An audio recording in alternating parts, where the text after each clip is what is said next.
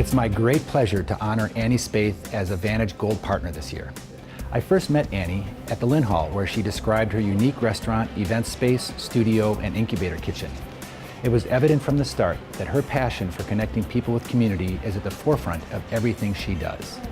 Annie's been an invaluable partner to VANTAGE ever since that first discussion. She's been a project partner to teams in digital journalism, business analytics, and design and marketing. She invited the entire global sustainability class to the Lynn Hall this year for a tour and asked her pastry chef to run a session on the basics of baking in their demonstration kitchen. Annie's also a connector. She's introduced us to multiple business owners who have either signed on to become project partners, guest instructors, or host sites for visits. We're very grateful for her wonderful energy and for her ongoing contribution to our students. There's always tremendous benefit to reach out across generations and learn from one another, and really the relationships that we've been able to foster just in the last couple of years that we've worked with VANTAGE.